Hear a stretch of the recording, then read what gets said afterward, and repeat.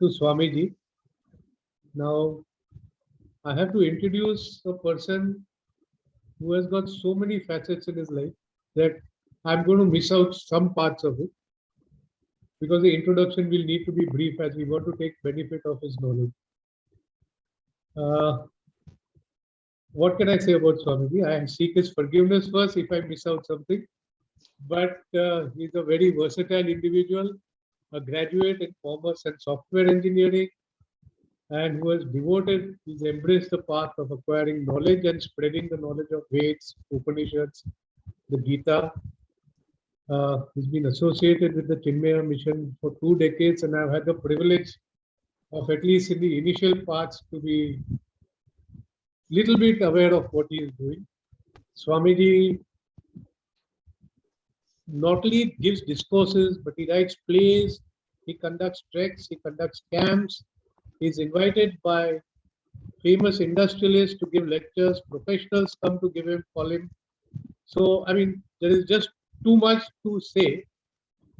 We are indeed privileged that he has agreed to bless us with a discourse on the 8th chapter at such short notice. With these few words, Swamiji, I request you to please. Thank you, Samirji, Bhavnaji. My prayers for the departed soul. And we dedicate this satsang in their memory. Om Sahana Bhavatu, Sahanau Bhunaktu, Sahaviryam Karavavahai, Tejasvinavadhitamastu ma vidvishavahai. Om Shanti Shanti Shanti. Om Vasudeva Sutam Devam Kamsachanuramardanam Devaki Paramanandam Krishnam Vande Jagadgurum. Samastajana Kalyane Niratam Karunamayam Namami Chinmayam Devam Sadgurum Brahma Vidvaram. Hari Om, salutations to all. 8th chapter of the Bhagavad Gita is called Akshara Brahma Yoga, which means the yoga of the imperishable Brahman. It is one of the most mystical chapters of the Gita also, and we should say also a very intense chapter, which for a spiritual seeker, even for others, shows the way to realize the Supreme. So this chapter begins with a few questions from Arjun, because in the 7th chapter at the end, Bhagavan had used certain terms for which Arjun doesn't know the meaning. In the 7th chapter, he had said that whoever takes refuge in the Supreme Consciousness and strives to overcome this cycle of birth and death, the realm of change, they will realize the Supreme Brahman. Te Brahma Tadvidu Kritsnam Adhyatmam Karma Chakhilam. They will know Brahman, they will know Adhyatma, they will know Karma. Along with Sadhi Bhutati Daivamam Sadhi Agnyam Cha Ye Vidhu Prayana Kale Pichamam Te Vidur Yukta Chetasaha. So Adhibhuta, Adhiyagnya, all these terms Bhagavan has used. And how at the time of death, if one remembers the Supreme, one will realize the oneness with the Supreme. Now all this Bhagavan had said at the end of 7th chapter. So Arjun naturally wants to know. Arjun is like all of us. He's a symbol of a common man who is dynamic, who is action oriented, who has many goals to achieve, and who had collapsed in the midst of the 2 armies, emotionally overwhelmed with attachment. And Bhagavan has, through the knowledge of the Gita, helped him to regain the inner strength And in this process, Bhagwan is introducing him to the higher aspect of life. And so in the 7th chapter, when he has introduced these terms, now Arjun doesn't know what these are. So this chapter begins with question of Arjun. So this is one beautiful aspect of our culture. We should know that questioning is encouraged in our culture. If somebody says don't ask questions, just believe because we are saying it, that is not our culture. Here Bhagwan himself is being questioned. That you please tell what is this? I don't know, I don't understand these things. What are these words?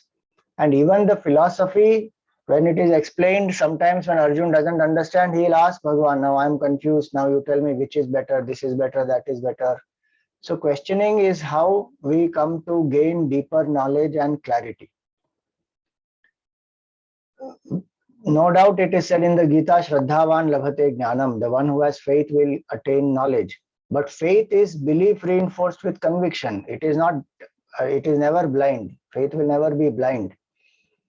A belief one can have, and that has to be reinforced with conviction. And that conviction comes through questioning, through thinking, through seeing the application of the teachings in the life of oneself or people, so that experiential proof is there. Then that belief has become faith, and that faith will help in then experiencing the higher way of life.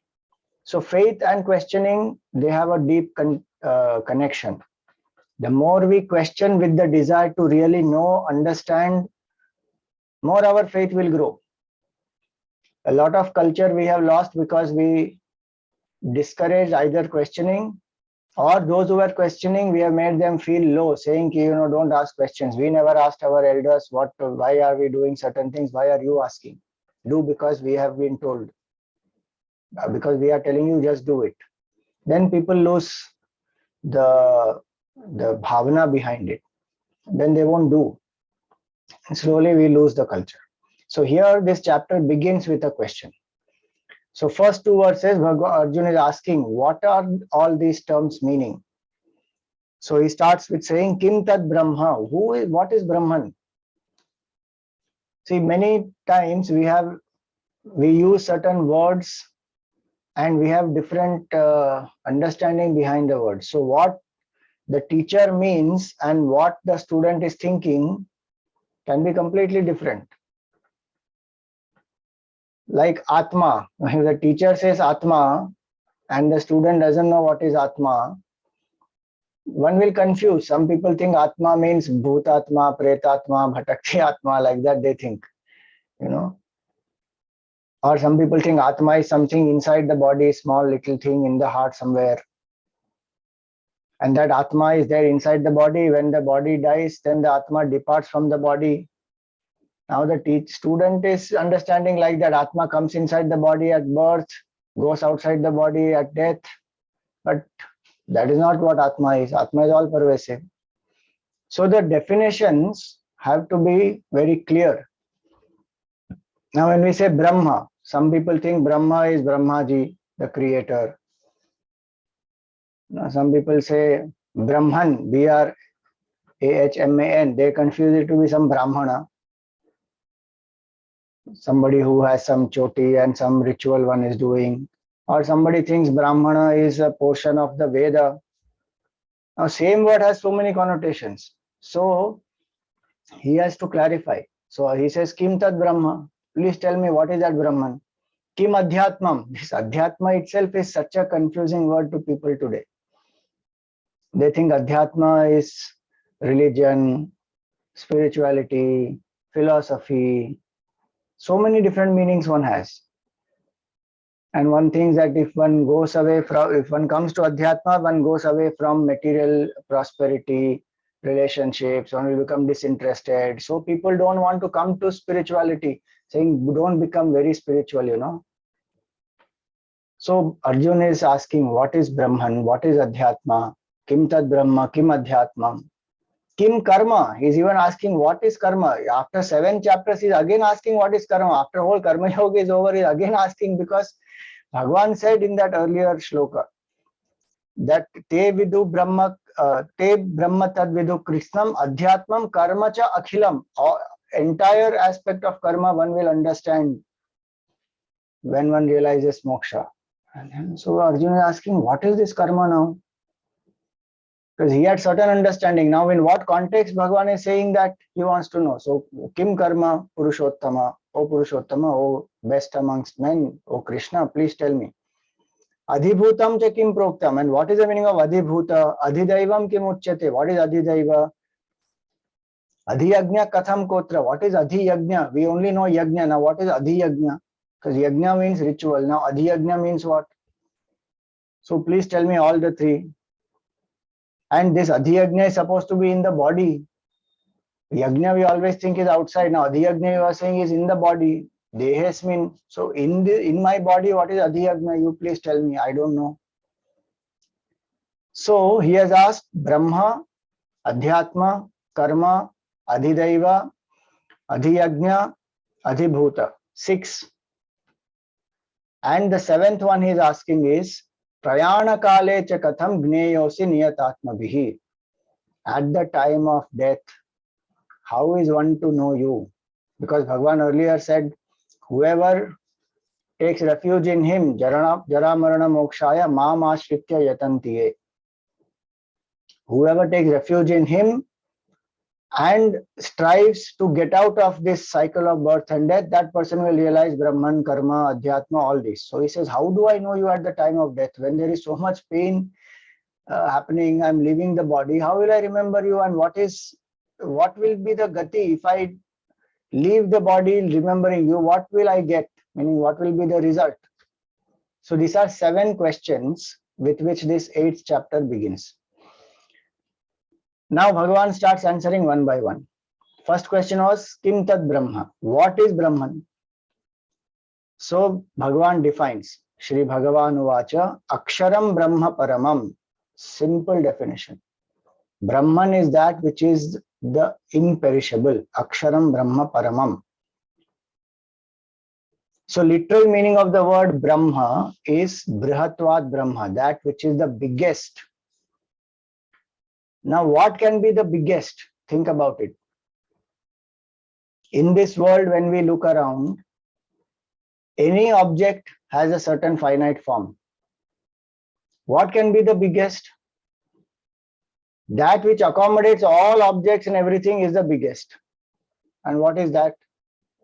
That is space. But that space is not there. In this space, what we experience in waking state is not that same in the dream state. So there is something bigger than space. This time that we experience in this waking state is not there in the dream state, and both space and time disappear in the deep sleep state. So when the mind is active, time and space are active. When the mind is not active, time and space are not active. So mind is, even Einstein said that space and time are the concepts of the mind. So mind is greater than space and time. But what is that which remains even when mind is not there? In deep sleep, mind is not there. What is that which remains? That is the biggest. Beyond space, beyond time, beyond objects, that which is all pervasive, omniscient, omnipotent, omnipresent, that imperishable truth, when everything else also perishes, this remains. That changeless reality is called Akshara. So that is Brahman. Now, very interesting this is, alphabets also are called Akshara. And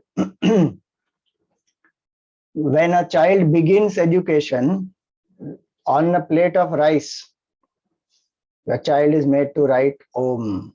Vidyarambhade, this child will be made to write Om. Meaning, may the study of these alphabets, Akshara, lead you to that Akshara Brahma, which is symbolized by Om. Because that's the purpose of human life. And you will see in this chapter, Omkar Upasana will also come. That Akshara Brahma is represented by Omkar. So, that Akshara, the words are made up of alphabets. Alphabets are called akshara. From where do these alphabets rise? They rise from silence. They are supported by silence. And when we stop speaking, they again merge into silence. That state of complete silence is called Brahman. That is the substratum of all sound. Sound is symbol of everything that is changing. The entire universe is actually sound manifestation only. It's vibrations, different levels of vibration, and sound is the whole creation. What is that which and that keeps changing? What is that which is the basis of this entire creation, which is sound, which is the changing creation, is the changeless silence. That infinite silence, infinite peace, changeless, absolute, permanent happiness, whatever name we call it, that is a state of oneness, that is a state of God, that is a state of imperishable truth. That's why it is called Akshara. Akshara means to perish. Akshara is that is imperishable.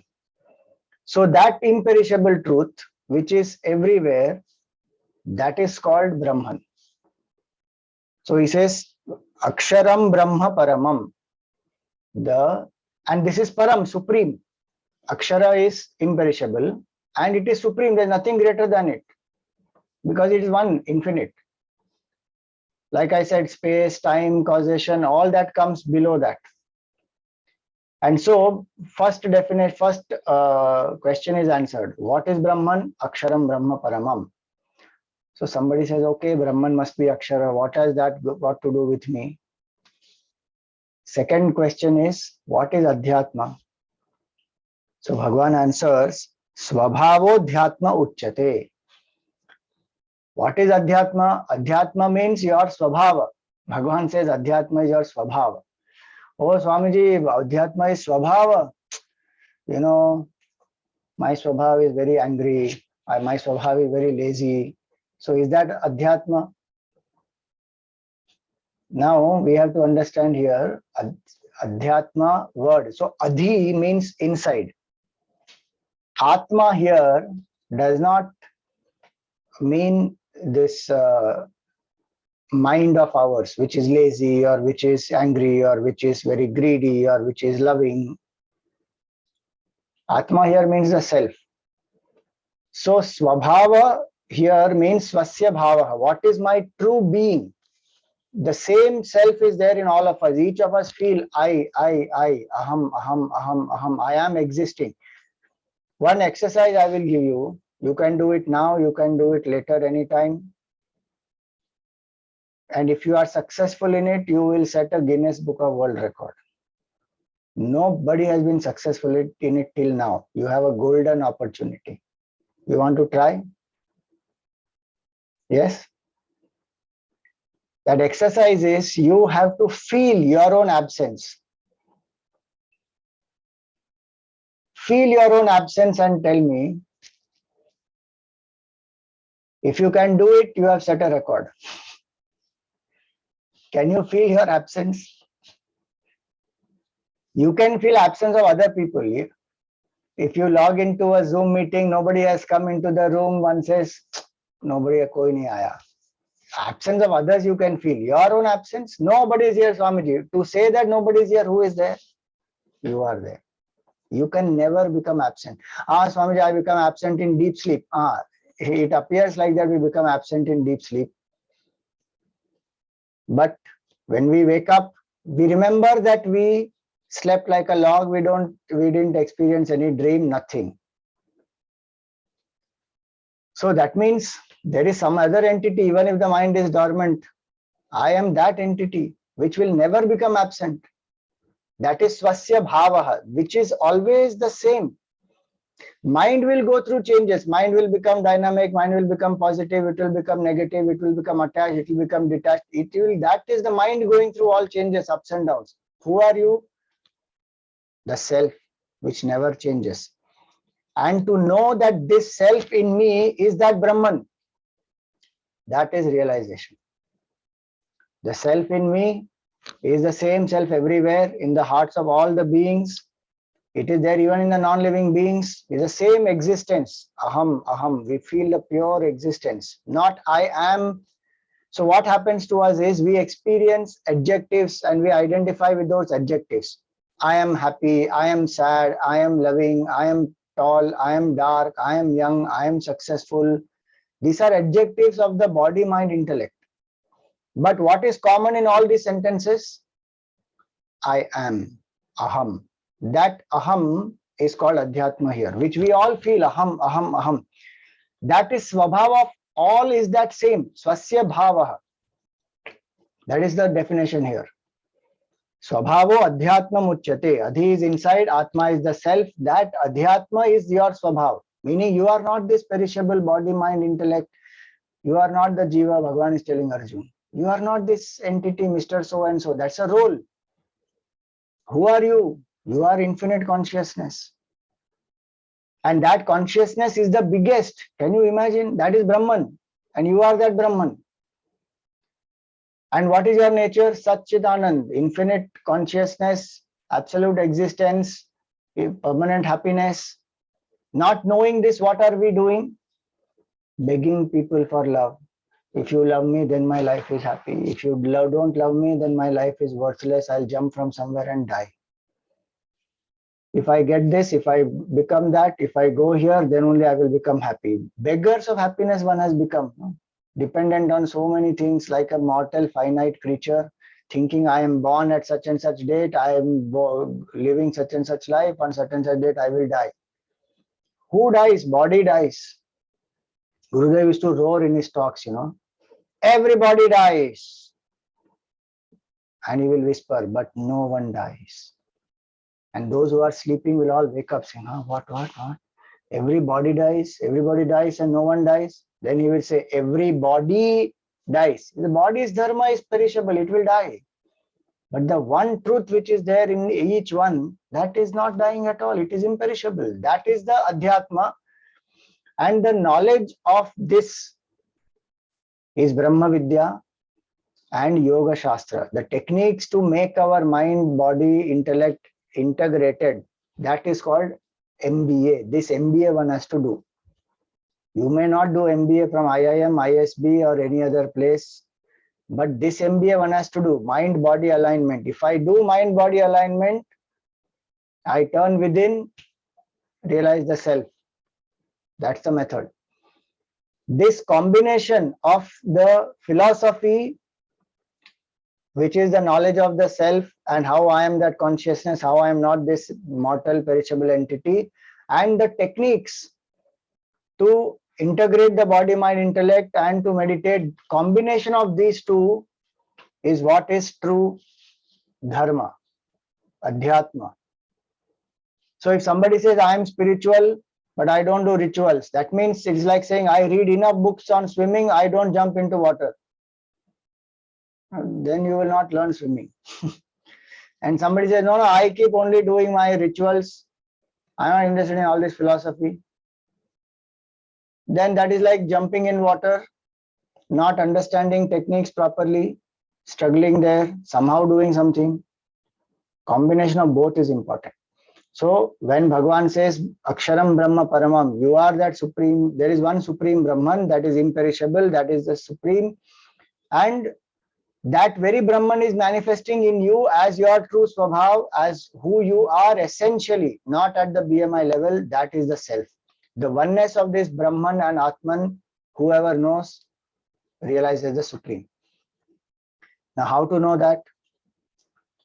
Karma is the method. So the third question was about karma. So what is the definition of karma here? So basic meaning of karma, all of us know that karma means action, effort, What is the deeper meaning here? So Bhagavan says here, Bhuta Bhava Udbhava Karaha Visargaha Karma Sangnitaha. So he has given two definitions of karma. One definition he says is Bhuta Bhava Udbhava Karaha. So what is the meaning of Bhuta Bhava Udbhava Karaha? So karma, see, is the action is only a physical expression. of what is the feeling inside and what is the inspiration or the thinking or the goal that I want to achieve. That is the main thing actually. Now, when we don't know that, we focus more and more on making that action better and better. But action will become better if the inspiration and the feeling becomes better. So Bhagavan has given this beautiful definition, Bhuta Bhava Udbhava Karaha. That which Udbhava Kara, Udbhava means create. So karma is that which will bring out the creative faculty in you. That action which will bring out your creativity to the best, that is called karma. Bhava Udbhava Kara, and that it is not Vinasha Karaha, it is not destructive. Bhagavan doesn't consider that as karma at all. What is destructive, he doesn't think of it as karma. Oh Swamiji, this war, no, war is going on. Is that not destructive? See, that's why I'm saying externally what looks destructive is actually what is the feeling behind it? What is the intention behind it? The intention there is the establishment of righteousness, of dharma. There is a selfless intent in the mind of Pandavas. They are not fighting for getting the kingdom or for revenge or for, avenging their insult. They are not doing it for that. They are doing it for the higher purpose. Dharma has to be established and it's the duty of a Kshatriya, so one has to do the duty. Arjun in fact wants to run away. Bhagavan says, don't go, you stay here. Do your duty. So karma is that which will bring out what my talents are, focus on that and bring out the creativity in whichever way. That is called being anchored in one's own Swadharma. Somebody is good in singing, somebody in art, somebody in analytical skills, somebody is good in teaching, whatever it is, without going through pressure of the society, family, etc., to identify what I am good at, to manifest that, that is called karma. Bhuta Bhava Udbhava Karaha. And of course, to do my regular duties uncompromisingly, that is karma, because if I do that, my mind will become purified. Then that is called karma, Bhava Udbhava Karaha. And Visargaha. That is the second definition of karma. This definition of karma has not come anywhere else in the Gita. That karma is called Visarga. Why is karma called as Visarga? Because literally Visarga means, Visarga has two meanings. One is new creation, Vishesha Sargaha, and other is Visarga means to drop the lower. And both happen at the same time. Any new creation has to be brought out, something lower has to be dropped. So I should ask myself, my actions, are they helping me to evolve, to bring something new into existence and drop the lower?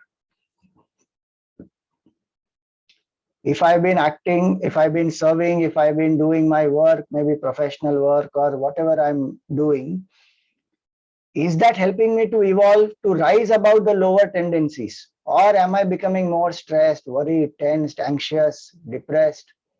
The work must help me to elevate my mood. It must help me to overcome my inhibitions, my attachments, my fears. There is some amount of stress which one may have naturally, but one has evolved higher and higher. One has conquered many demons of one's own self. That is called karma. And that's why Swadharma plays a big role.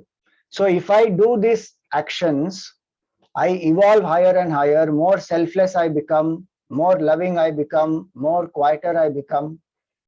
That is the way to turn within to realize who am I. So three questions Bhagavan answered. Brahman is the supreme, absolute, imperishable truth. Adhyatma is the self in you, and that self is the same as Brahman. The way to realize it is focus on the karma and bring out the best in you and evolve higher and higher, dropping the lower, Visargaha.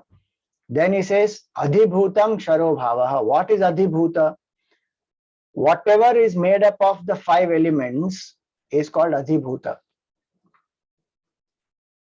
And it is Ksharo Bhavaha. It is perishable. So Brahman is imperishable. Everything else is perishable. Oh, Swamiji, world around me is perishable. Very good. What is your body made up of?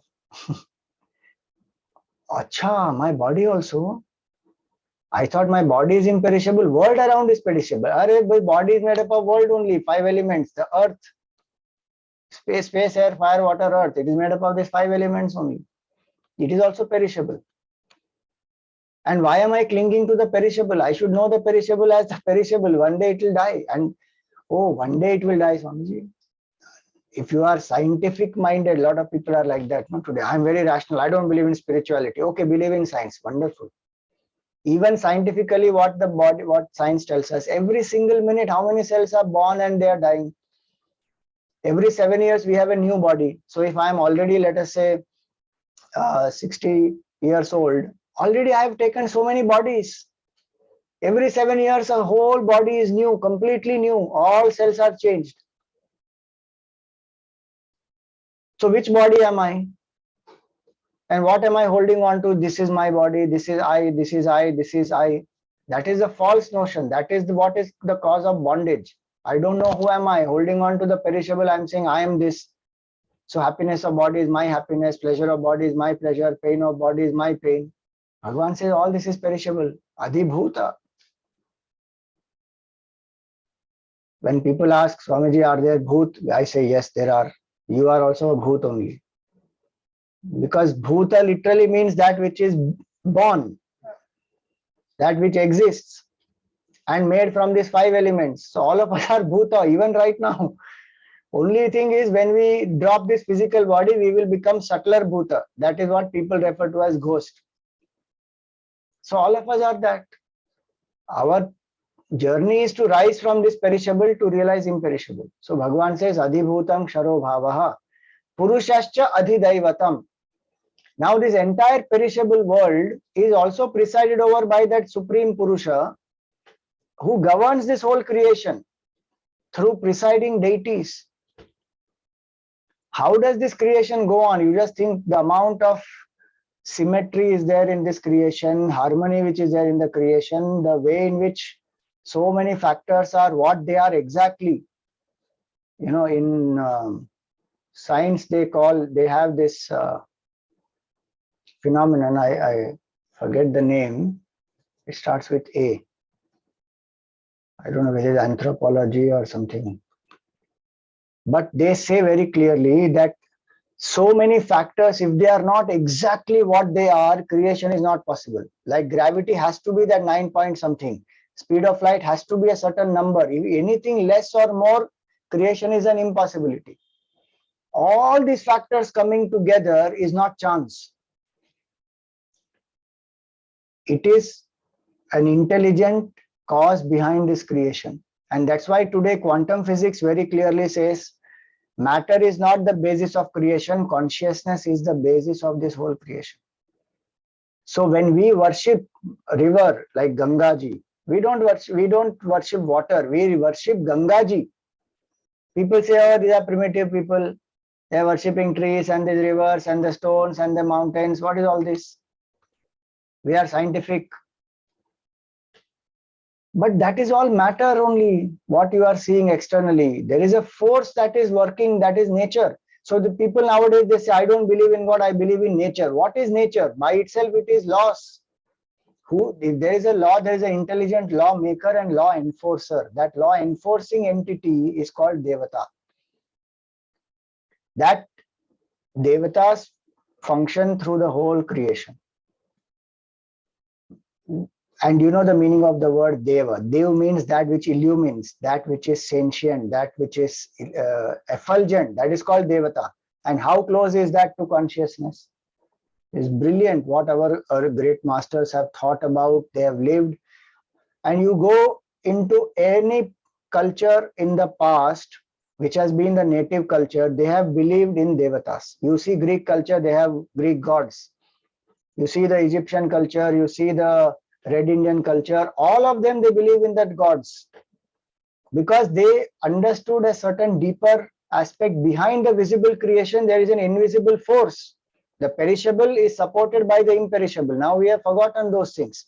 So now we are exploiting the whole creation. Bhagavan says, no, there is Adhidaiva. Adhidaivam Ksharo Bhavaha. Adhibhutam Ksharobhavaha Purushascha Adhidaivatam. That Adhidaivatam is that same Brahman, but manifesting through different parts of the creation, through in different departments. Like how we have, Gurudev is to give this example, that government is in Delhi, but there are bureaucrats and there are various whatever, MPs, MLAs, all those people who are there, and there are different departments. Even in a city, you will have the municipal corporation is there, but you will have water department, electricity department, drainage department, all the departments and their heads are there. So you want anything, you propitiate those heads. They are the devatas. Same way in this whole creation, we have different sentient forces which are functioning. So Bhagavan says those are the devatas, Purushashchadi Daivatam. And these devatas are not just in the creation outside, they are also there in this, because this also is a fantastic system. How is the system going on? Not some ad hoc autopilot, somehow it is going on. Bhagavan says, Adhiyajño aham eva atra dehe deha bhratambara. He says, I am functioning in this body of yours also. If the eyes are able to see, how is the eye able to see? One is consciousness is there in this body, that's why it is able to see. But other is there is a Surya Devata outside and the ability in the eye to see. If both these are not there, eyes can't see. If there is no light, eyes cannot see. If the eye doesn't have that capability to see, it cannot see. So all our senses, they themselves are expressions of that infinite consciousness. So Adhiyajna means every sense perception of ours, there is a ritual happening. What is the ritual? In a traditional ritual, the fire is there and in that mantras are chanted and they put ahuti saying swaha, swaha. Here Bhagavan is saying through the eyes, the eyes have that ability to see. So that is the fire in which the sense objects are being offered. The form is being offered. Then the knowledge of that form rises. So if I'm seeing the camera here right now, the eye is the altar. The ability in the eye is the fire. The camera is the form that is being offered. And in the mind, the knowledge of this camera is rising. The food that I eat, that food is thus the object which is being offered in the mouth. The fire is there. The ability to taste is there in the mouth. Mouth is the altar. And then we taste it, we chew it, and we swallow. We feel satisfied. I have eaten the food. Every single perception of ours is a spiritual act, an expression of consciousness. Reminder to us that you are not a perishable entity, you are an imperishable truth. So even if I'm not doing a ritual formally, rituals are happening already. Every act of perception itself is a ritual. Oh, Swamiji, that means I don't need to do any ritual, no puja, no japa, no nothing. No. In this act, we are extroverted when we are engaging with the world. And if we engage with the world with this bhav, that these are divine, these senses are divine. I will offer in a yajna, we offer only specific things, no? Do we offer anything? We don't offer anything and everything in the yajna. Specific things are offered in the yajna to propitiate the devata in the yajna. Same way, if I want the best use of my senses, my mind, I should filter what am I putting inside. Especially today when so much is available to us without any restriction. We see here, we see anything, hear anything, talk anything. Then we say, Swamiji, peace of mind I don't have. Can you tell me how to get peace of mind? Control the senses. That I cannot do. Do japa, control the mind. That also I cannot do.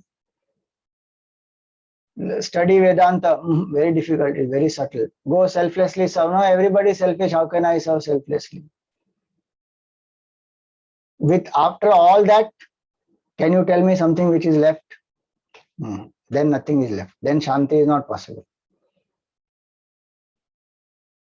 If a person wants to win a tournament, let us say right now the IPL is going on and Mumbai Indians are performing pathetic.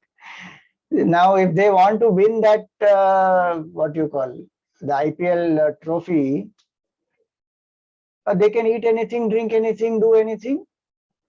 then they have to forget the IPL.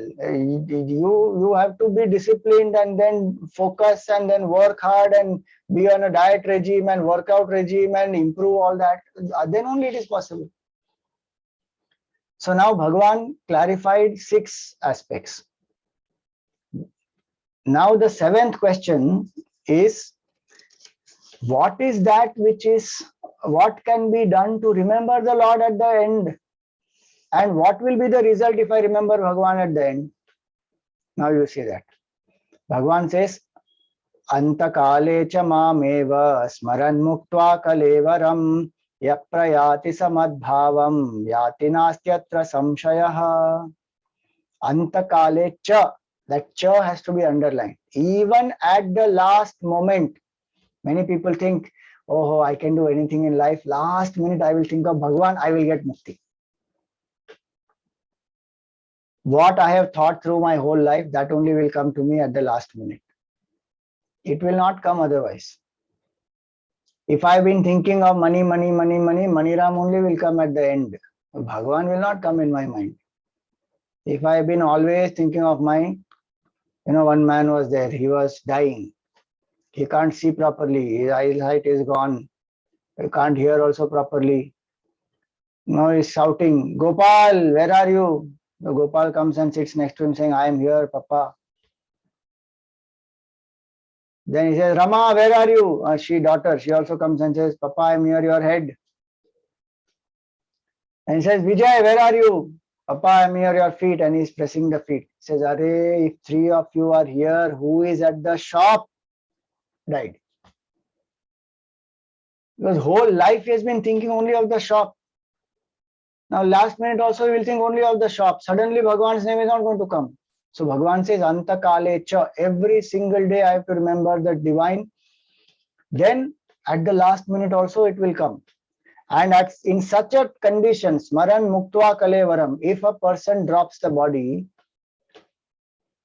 Sa Yah Prayati Sa Madbhavam, that person will come to me. Why? Because with the bhav, that person has remembered me throughout and at the time of death also, one will go to the same destination, what one has feeling for.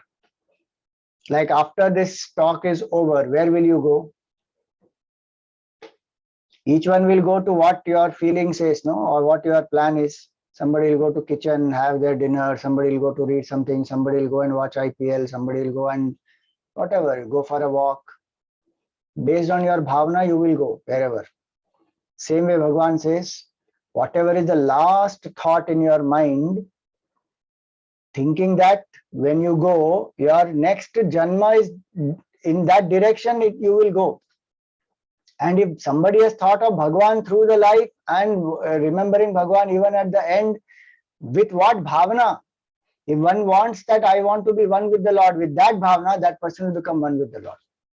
So he says, Yah prayati sa mad bhavam yati nastyatra samshaya. This is a promise of Bhagavan. He says that person no doubt will come to me only.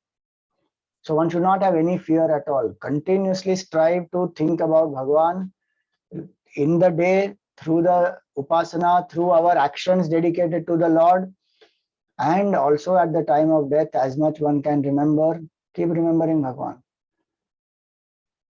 When one drops the body, even sometime before dropping the body, one will be one with the Lord. Or even if one does not realize here, when one drops the body, one will be one with the Lord. There is a promise.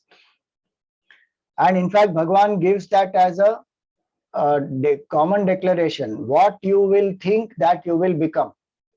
Yam yam vapi smaran bhavam tyajatyante kalevaram tam tamevaiti kaunteya sada tad bhava bhavitaha. Jada Bharat, such a great rishi he was, and then he got attached to the deer, the fawn. He had left everything, he was living in the forest, and then finally got attached to the fawn, and then he died in the remembering that fawn. Next Janma, he became a fawn. But because of the sadhana he has done, he remembered, okay, Hare, I got attached unnecessarily. Now I became the fawn. And he was very alert then. Then when he dropped the body of a fawn, he again got the human body to continue the sadhana what he had left. And in that life, he was like an inert person. That's why his name is Jada Bharat. Inert person meaning he didn't get attached to anything and his focus was only on self-realization. Realize the truth. So one can become what one is thinking of, one will go in that direction. And you will see so many child prodigies. How are they able to achieve what all at such a young age? Some of them don't even know.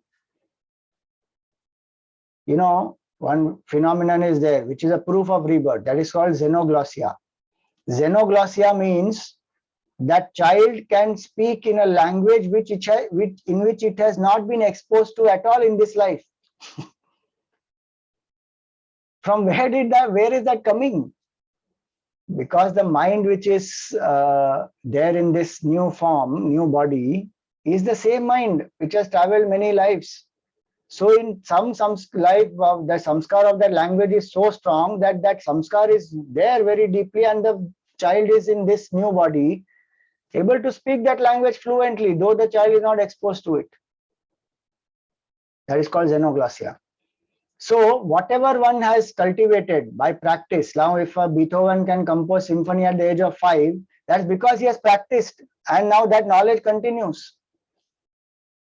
If a Tendulkar can play at 16 years against Pakistan, that's because he has continued some samskar of the past.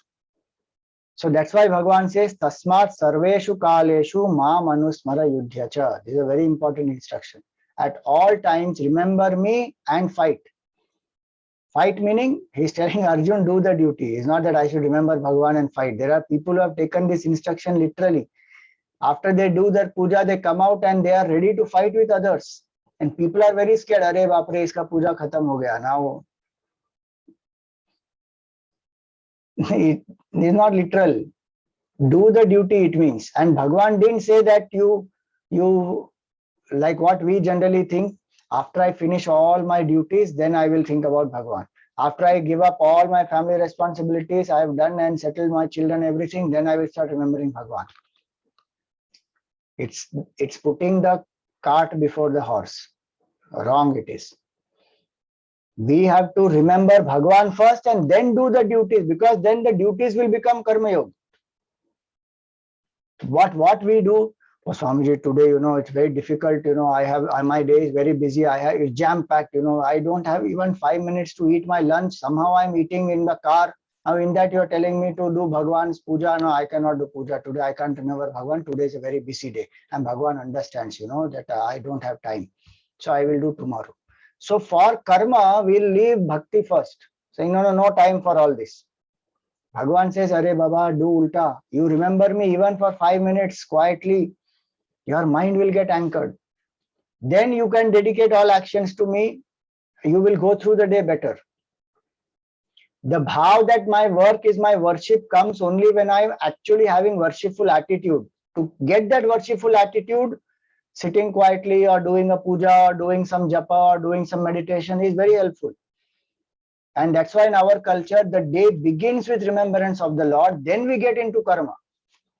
Otherwise, we are forgetting Bhagavan, getting into karma. And today, earlier we used to say, Karagre Vasate Lakshmi, Karamule Saraswati, day begins with that.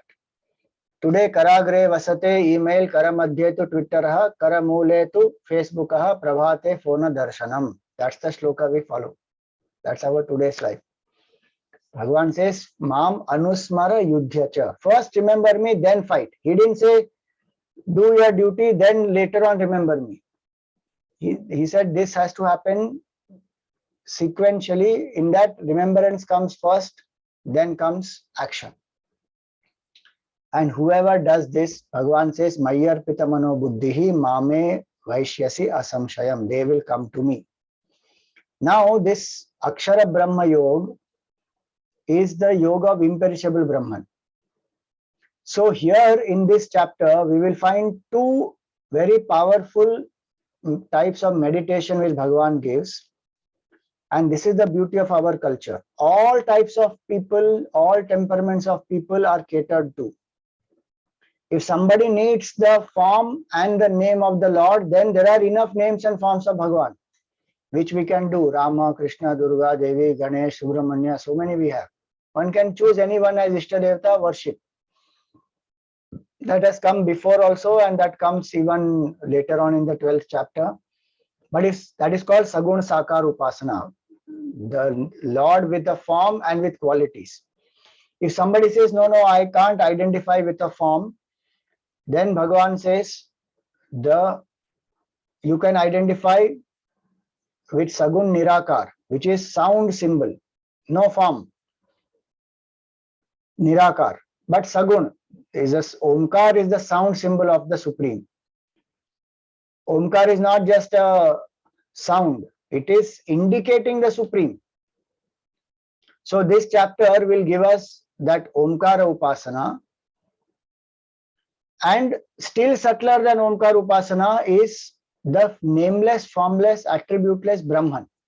What he said, na, Aksharam Brahma Paramam, beyond name, form, time, space, causation, that infinite consciousness, one can remember that and contemplate on that. So if people say Hindus are idol worshippers, they have not understood Hindu culture. Idol worship is one part of Sanatana Dharma.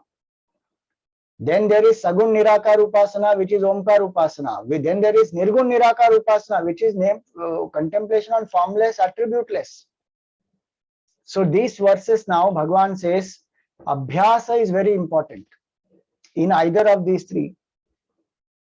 What he said, no, remember me every day and then do the duty, and then that way you will remember me even at the time of death and you will come to be one with me.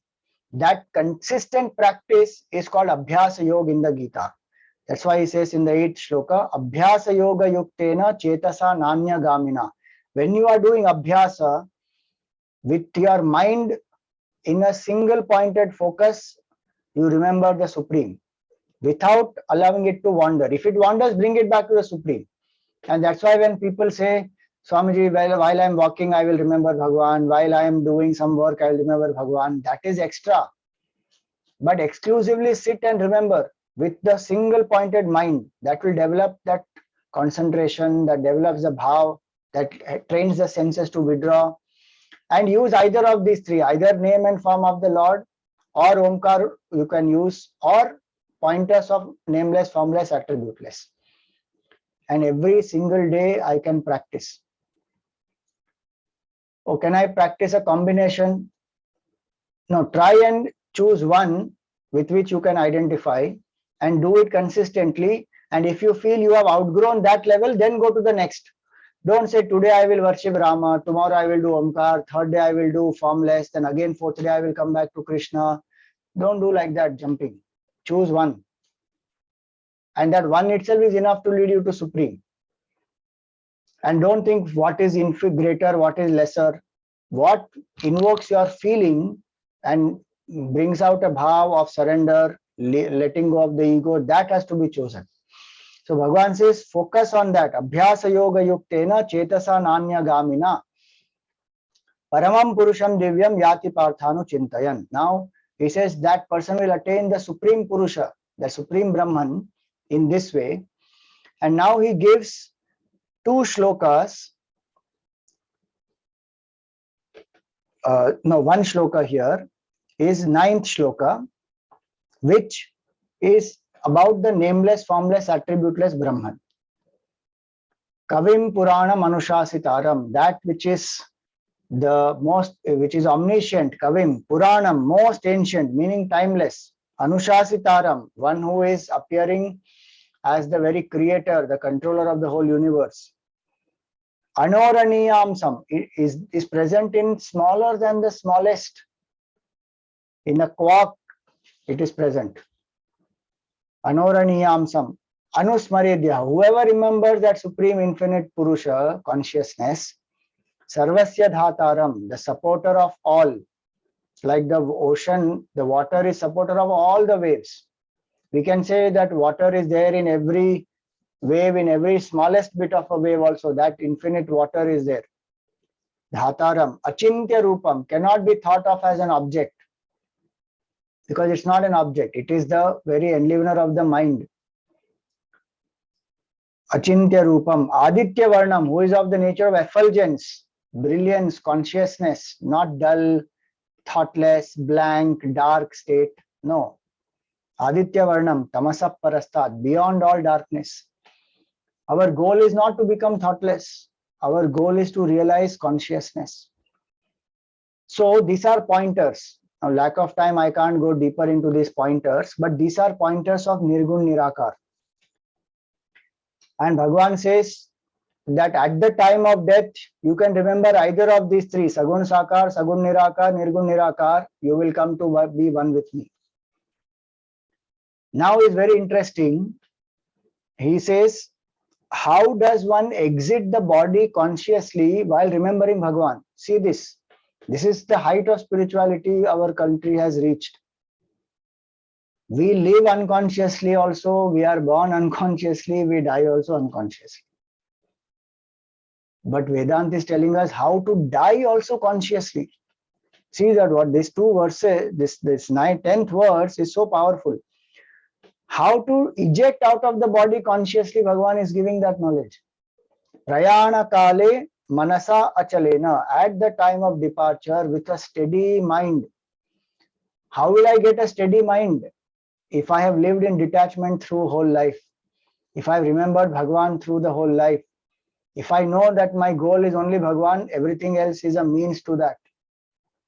If I know that ego dropping is the purpose, not ego boosting, then the mind has become steady. Prayana kale manasa achalena bhaktya yuktaha, with invoking devotion for either of the three, bhaktya yuktaha and yoga balena chaiva. And if one has learned that, what I said earlier, Yoga Shastra, one has learned to align the body, mind, intellect. So the body is not craving for something, the mind is not hankering behind some people or some emotional attachment, intellect is not scared, curious, what will happen after death? Is there life after death? None of that. All those are aligned. That person has yoga bal, because one has done abhyasa yoga, that practice. One has lived in a self-control. Then, invoking this yoga bal, invoking this bhakti, what is the process? Bhruvor madhye, bring the prana here. This is a technique given in our Upanishads also. And this same technique you will see explained through various stories. Like Sati, when she immolated herself, this is the process that she followed. You will see in Bhagavatam, same words are used. She invokes the yoga bal, she brings the Udana Vayu from the navel to the heart, from the heart to the throat, from the throat to the Agnya Chakra. Bhruvor madhye pranam aveshya samyak. And from here she remembers Lord Shiva. And here it is said, Bhruvor madhye pranam aveshya samyak satam param purusham upaiti devyam. Remember the supreme infinite consciousness and you eject from here. A yogi will eject from here. Other people eject from any of the other 9 holes in the body. They have no control over how their prana will eject. That's why we see when some people die, suddenly their eyes will remain open. Some people die, their mouth opens up. So either through the eyes or through the 2 nostrils or through the mouth or through the ears or through the reproductive or evacuating organ, the prana departs. For people who have no, this yoga bala is not there. It will depart in a natural way because of the karmic connection with the body is cut, because karma is over. Now that body has to be dropped. But a yogi can depart consciously and go as per their bhav to the appropriate result. So that is what Bhagavan says. You can come to me. If you have not realized before dropping the body, then you will come to me. In whichever form you have remembered me, you will come there. So if you have remembered a particular Ishtadevta, Shiva, you will go to Kailas. If you have remembered Vishnu Bhagavan, go to Vaikuntha. Like that. That is Sagun Sakar. Omkar and Nirgun Nirakar will go to Brahmalok if they have not realized the truth. And there their journey continues and they will realize. So Bhagavan says this. This is the way to exit the body consciously. Now, verse 9 was the nameless, formless, attributeless Brahman contemplation. This verse 11 and 12 and 13, they are the Omkar Upasana. What is Omkar? It is the primordial sound of the whole universe. The entire universe starts from Om. Oh, Swamiji, why you are saying Om? Om is a Hindu symbol. No, A, U, Ma, they indicate all sound possibilities. That's why Omkar is called a sound symbol, because creation is sound. And Omkar also indicates the silence, because between two Oms there is silence. So Omkar has four matras: A representing the waking, U representing the dream, Ma representing the deep sleep, and silence represents the fourth state called Turiya Avastha. So when one chants Omkar, one focuses on either A, U, Ma or Turiya Avastha. Either one says A and one says, I am not this body, I am this entire Virat Roop of the Supreme. All bodies are mine. Just like we say right now that every cell in this body is me alone. I pervade this entire body. Same way the person thinks I am this one consciousness which is manifesting as this whole world. I am not this one body. If one identifies with U while chanting Om, one says I am not this Jiva. I am that total mind. Like the dreamer is the total mind, and all the characters in the dream are appearance of dreamer's mind only. There is nothing different from dreamer's mind in a dream. And if one says I identify with Ma, then one says I am not this gross body, I am not this subtle body, I am not the causal body, I am that one infinite Ishvara, the creator of this whole universe. And still further, if one says I identify with the fourth state, the self in me, that self is Brahman, where there is no creation also.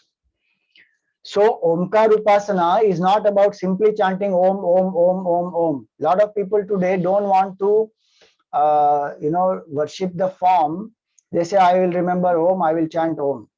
I light a lamp, Om chanting gives me peace, I will do that. Which is good, you can do Om chanting, will give you peace. But that's a limited benefit of Omkar Upasana. With Vedantic understanding, if I do, I will be able to let go of my false identification with the finite and realize the infinite, which is what Bhagavan says here. Om iti ekaksharam brahma vyaharan mam anusmaran. Whoever chants this Om remembers me as the total Virat, Hiranyagarbha, Ishvara and Brahman.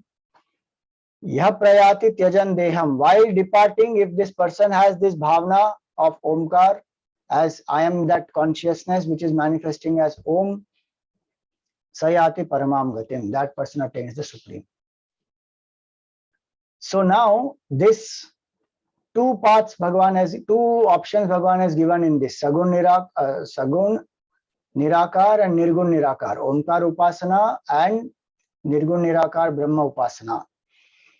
Now Bhagavan says, whoever remembers me, somebody say, why should I remember you, Bhagavan? Can I take 10 more minutes? Then this chapter will be over, because I've exceeded the time. Is it all right? 10 minutes? Okay, thank you. So now somebody says, why should I remember you? Bhagavan says that Mam upetya punarjanma dukkhalayam ashashvatam na apnuvanti mahatmanaha samsiddhim paramam gataha. This whole world, he says, is dukkhalayam and ashashvatam. It is an abode of sorrow and it is temporary. Why do you want to keep coming back to the temporary world and continuously experience attachment, destruction, perishable things, sorrow? And you know how sad it is many times when we see the elders are there and young people are passing away. Very sad. And sometimes the parents also, when they pass away, difficult for children to bear. So its life is very fragile, it is perishable. In that we are trying to search the imperishable. How is it possible? Bhagavan says this is Dukkhalaya. Now just think, Creator is saying this is Dukkhalaya, but we don't want to believe. We say, no, it's a very pessimistic attitude. There is Sukhalaya here, Swamiji. You have not gone on a cruise, in that cruise, 7 floors are there in that ship, and what all facilities are there, and swimming pool, tennis court, this food, that all kinds of delicacies are there. You have missed out all that and you become a sannyasi. So you are saying all the dukhalaya shashvatam. Come and enjoy the world with us. We will show you how sukhalaya this is. Bhagavan is sitting and laughing. Hello, I am the creator. I have created this whole world. I know it is dukhalaya. Because nothing is permanent here. It is all temporary. And the whole thing is illusory. It is not real. So he's saying that if you want to, you keep coming. I don't have a problem. But a yogi is one who has thought through very clearly, saying this dukhalaya, I will not get. It's like going into a desert and expecting always that, I will get cold, chilled, cool drinks or something like that. It is hot sun. You are walking in sand continuously. Where will you keep getting greenery and water and you see some nice lake and pond and all that? Nothing is there. That is Registan. It is like that. It is Dukhalaya. Is there or not Dukkham everywhere? Janma Dukkham, Jara Dukkham. Birth is also pain. Death is also pain. Old age is pain. Disease is pain. In COVID, how much pain we all have gone through? Continuously. But still the human mind keeps wanting more and more pleasure. So Bhagavan says, whoever has experienced this very clearly and said, this is enough now, I don't want any more temporary experiences. I want to realize the permanent. That's the result of remembering Bhagavan, that one will experience that permanent peace, which is what we want. Otherwise, every goal that we achieve, we feel happy for some time. Again, what next starts? That's why we always say, in the corporate world, there's a nice saying. In the world of rat race, even if you win, you remain a rat, always afraid of a cat, hiding below a mat. It will continue. No matter what position, power I achieve, I will still remain finite entity, having insecurity, attachments, all kinds of challenges. Bhagavan says, drop this small entity. You are not that. That's the benefit of realizing the Supreme. Oh, Swamiji, no, here in this world, it may be, we are going to Mars now. Mars will be a better place than here because we can create what we want there. And there are some people who will say that forget this realm. There are Swarga Loka and those 14 lokas are there. This 8th chapter tells you, Abrahma Bhuvana Loka Punaravartino Arjuna. So this is Bhuloka, our base. Bhuvar Loka, Suvar Loka, Mahar Loka, Jana Loka, Tapaloka, Satya Loka. 7 worlds above and 7 below. Atala, Vitala, Sutala, Rasatala, Talatala, Mahatala, Patal. 14 worlds are there. Bhagavan says you go anywhere in these 14 worlds. It is all temporary. You will again come back to earth and you have to continue your sadhana and journey till you don't come to realize oneness with the infinite. So he says this time is very relative. On this earth, what is 1 year is only 1 day for the Pitrus. And that's why we do Shraddha for certain number of years. It is like feeding the ancestors for each day. So suppose 16 years you do Shraddha continuously. Our 16 years is only 16 days for them. And by that time, they are supposed to be getting a particular body as per their karma. And even if they don't get, they at least reach the Pitru Loka. Then they are taken care of there. But on the way, our Shraddha will help them. So the Shraddha karma, etc. is done.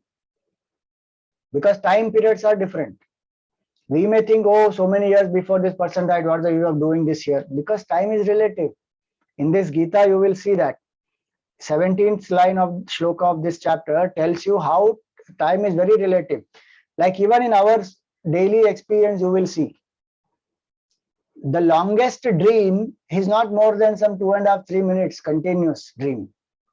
But sometimes it looks, oh, I have dreamt for such a long time. It's only 2.5 3 minutes of the waking clock time. So time is very, very relative.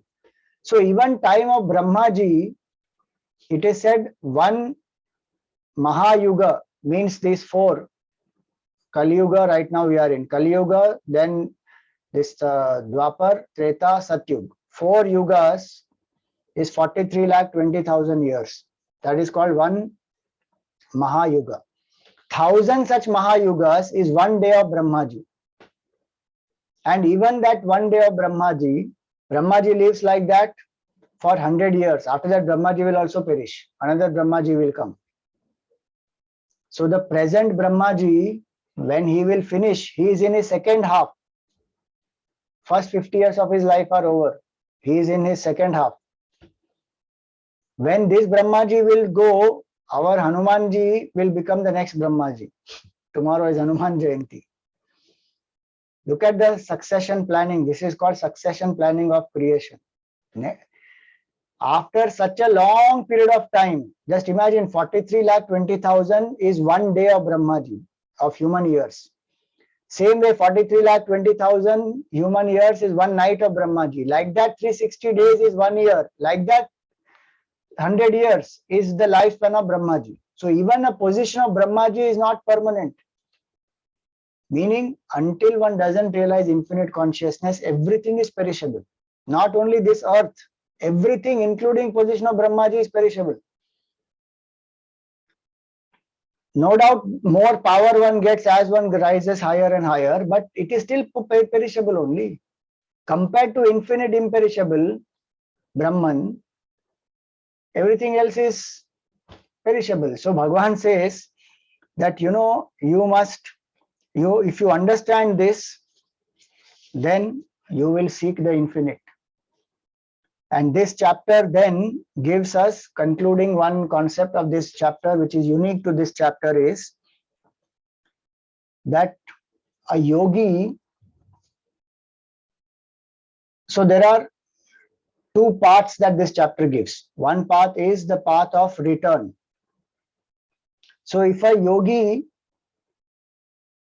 see, first I will tell you the regular method. Regular people, what happens? When we live our life, we have certain karmas, we come to exhaust them, we exhaust them here. In that process, we create new karmas. And when we drop the body, there is no guarantee we will become human beings. We can become anything. Some people think that once a human, always a human. No. There is no such guarantee. Depending on whatever our past karmas are and this life karma is, one can become anything. Tree, cockroach, mountain, river, even one can go into inert realm. And then one can again come back into sentient, depending on one's karma. So that is the regular path of people, and that's why it said millions of years sometimes it takes to get a human body. It's not easy to get a human body. Now somebody who is a yogi practices sadhana, does these upasanas given in this 8th chapter, all this, remembering Bhagavan, etc. But that person still has some material desires. Then that person, when the body drops, will go through the path of the moon, because moon is symbol of enjoyment. We always say, romance is always equated to moon, not to sun. Everybody says, the face of my beloved looks like the moon. Nobody says like the sun. And they go after marriage for honeymoon, not for honey sun. So moon is sense enjoyment.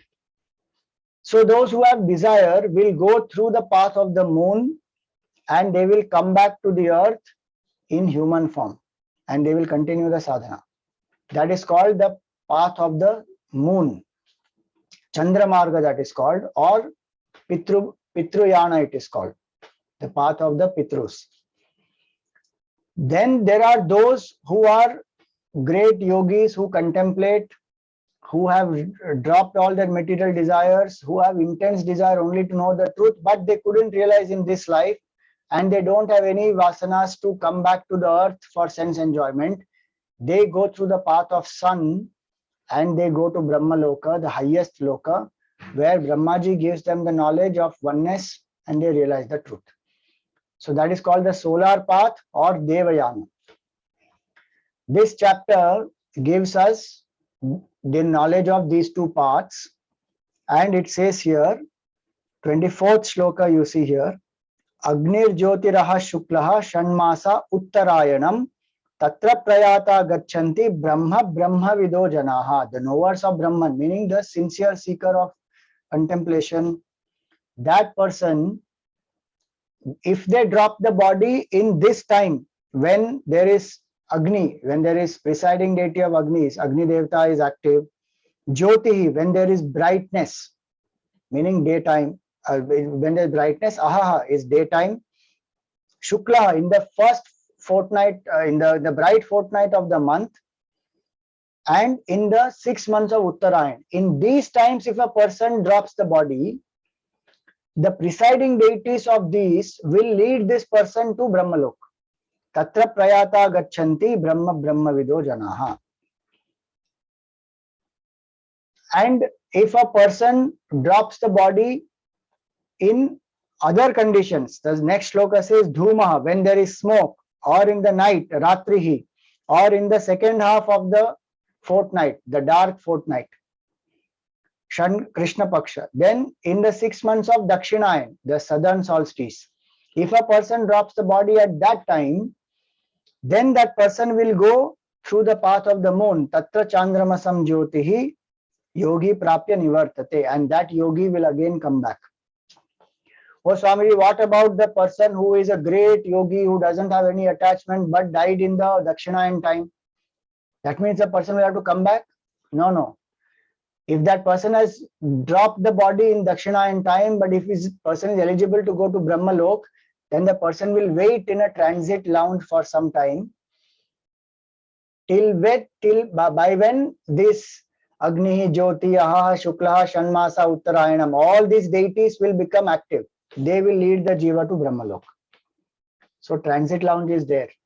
So if you leave one flight and you have to catch another flight, in between you have time, you go to transit lounge, like that. You drop the body in any time, based on karma, we don't have control. Body will drop.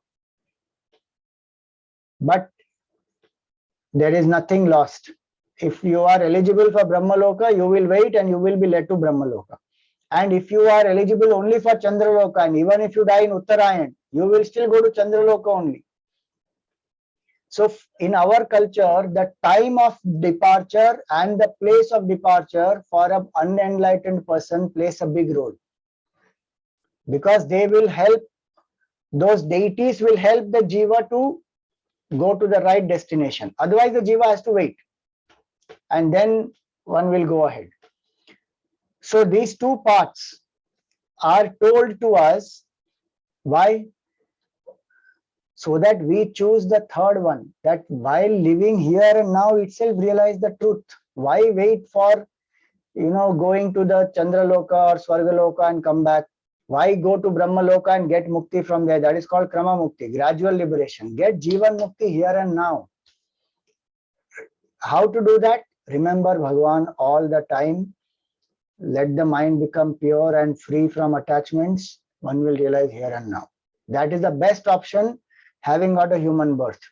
And that's why this chapter ends with this, where Bhagavan says that Tasmat Sarveshu Kaleshu Yoga Yukto Bhavarjuna. At all times, Arjun, Yoga Yukta Bhava means be united with me, remember me. Not as Krishna, as infinite consciousness. And he says that whoever knows this very clearly, Vedeshu Yagneshu Tapassu Chaiva Daneshu Yat Punya Phalam Pradishtam. By study of Veda, by doing rituals, by doing some great austerities, tapasya, by doing lot of dan, whatever punya you get, this knowledge of 8th chapter, who has and who learns to live by this knowledge, remembering Bhagavan, wanting to be one with Bhagavan, here he says, this person exceeds punya given by all this. Atyetitat sarvamidam viditva. And what will one attain? Yogi param sthanam upayati chadyam. The person attains that param sthan. What is param sthan? Brahman. Aksharam Brahma paramam. One will become one with that imperishable Brahman. So there are all ways to reach us to Brahman. Only thing is, are we willing or not? I can go to Brahman through Sagun Sakar form worship of the Lord, or through Omkar Upasana, or through nameless, formless, attributeless meditation. And either of these or a combination of these I can apply. Live my life in a dharmic way, remembering Bhagavan, doing my duties, and spending some time every day in exclusive remembrance of the Lord, if I follow this combination of duties with dedication to Bhagwan and everyday exclusive remembrance of Bhagwan, mind will become purified. I will drop all the attachments, the lower things, realize the truth here and now. If I don't realize here and now, it can be that I go to Chandralok and come back and then continue the journey. Or it can be that I can go to any other world of my Ishtadevata and get the knowledge. Or I can go to highest Brahmaloka and get the knowledge there. So all possibilities get covered. And that's why this chapter is beautiful, Akshara Brahma Yoga, that everyone finally will come to awaken that I am infinite consciousness. I am not this perishable entity. The faster we wake up, the better it is. So that's where this chapter ends. Thank you very much for this opportunity to reflect on this chapter. If there are any questions or if you want to share anything, you are welcome. You can raise your hand if you have any questions or if you want to ask, say anything. I will unmute you then.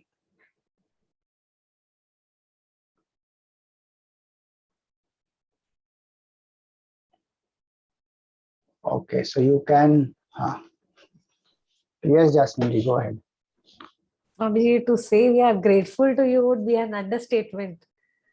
You have really condensed, you have distilled this essence of the entire chapter of the Gita in such a short time for our benefit. So we are so grateful to you, Swamiji, for providing this insight of the Gita. And just one thing I would like to share with all who have joined, that Swamiji, if you would like to listen, there are a lot of talks of Swamiji on YouTube for our benefit. We can listen to them. And Swamiji also has Q&A sessions. So wherever we are stuck, there are sessions, fixed sessions at a fixed time where we can even ask our doubts. So once again, Swamiji, very grateful. Thank you very much. Thank you. We dedicate this to Bhagwan. Kayena vacha manasendriyarva buddhyatmana va prakrite svabhavat karomi yadyat sakalam parasmai narayanaayeti samarpayami. Om Tat Sat Brahmarpanamastu. Thank you, Samir ji, Bhavna ji, Jasmine ji, and everyone here. Jasmine ji mentioned about talks. Chinmay Shivam is my social media handle. So YouTube, Facebook, Instagram, wherever you want to follow, you are welcome. Hari Om. Thank you, everyone. Om Asatoma Sadgamaya Tamasoma Jyotirgamaya Mrityorma Amritam Gamaya. Om Purnamada Purnamidam Purnat Purnamudachyate Purnasya Purnamadaya Purnameva Vashishyate. Om Shanti Shanti Shanti. Harihi Om Shri Gurubhyo Namaha. Harihi Om. Hari Om. Hari Om.